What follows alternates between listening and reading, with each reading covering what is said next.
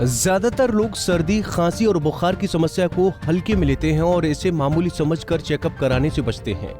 ऐसे लोगों के लिए गुरुग्राम के chief medical officer Virendra Yadav ने हिदायत दी है।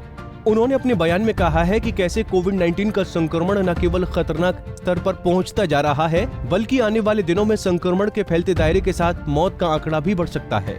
यानी संक्रमण आंकड़ों की जानकारी के बावजूद हमारी अनदेखी, हमारी लापरवाही हमें तीसरी लहर के खतरे की ओर धकेलती जा रही है। बिल्कुल, पूरे प्रदेश में और देश में जिस तरह से इजाफा हुआ है और पॉजिटिविटी ऑलमोस्ट पूरी कंट्री की 15% के आसपास है, हमने भी ऑलमोस्ट कोविड केसेस में इजाफा देखा है और गुड़गांव की पॉजिटिविटी भी 20% या उससे अधिक नोट करी जा रही है और 3000 के आसपास केस हैं।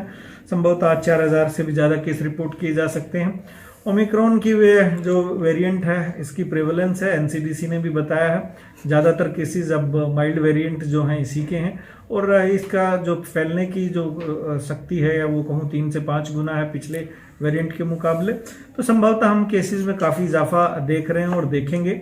आने वाले दिनों में हो सकता है केस 5000 से भी ज़्यादा रिपोर्ट करें हम किसी एक दिन, ऐसा भी हो सकता है।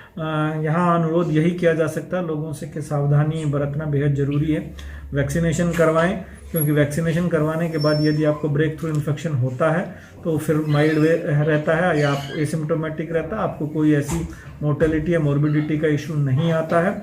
लेकिन उससे भी ज़रूरी जो है फिलहाल यही है कि आप अपना कोविड अप्रोप्रिएट बिहेवियर को अपनाएं, मास्क पहने और सोशल डिस्टेंसिंग करें। और यदि आपको कॉमन कोल्ड का कोई है और कोई ऐसा सिम्टम नहीं है तो हमने दिशा निर्देश जारी किए हैं, आपको कोई ऐसी टेस्टिंग की ज़रूरत नहीं है।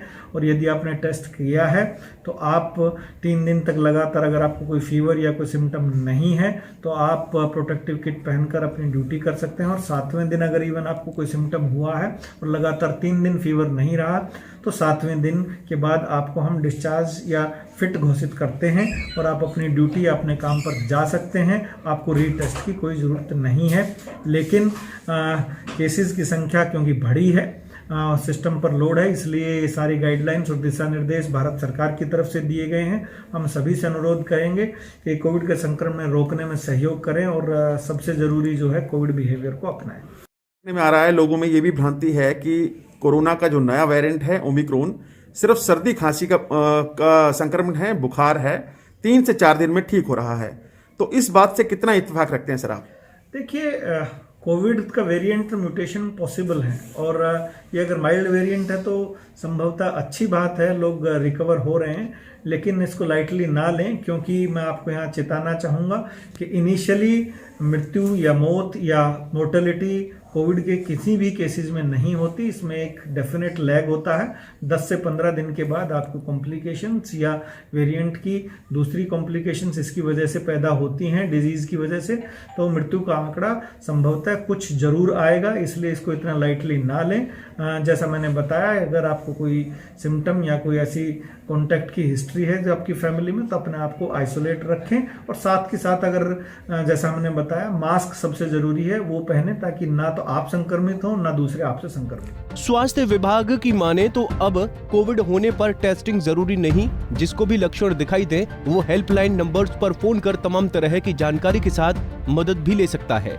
ऐसे संक्रमित मरीजों की खुद की जिम्मेदारी बनती है कि वो खुद को होम आइसोलेट कर संक्रमण के फैलते दायरे को कम कर सकता है। फिक्र की बात तो ये है कि इस बार बच्चों में भी संक्रमण तेजी से फैल रहा है। ऐसे में स्वास्थ्य विभाग के माथे पर भी चिंता की लकीरें साफ तौर पर देखी जा सकती हैं। गुरुग्राम से मोहित कुमार, पंजाब केसरी टीवी। हमसे जुड़े रहने के लिए हमारे YouTube चैनल को सब्सक्राइब करें और नई वीडियो की नोटिफिकेशन के लिए बेल आइकॉन को दबाएं।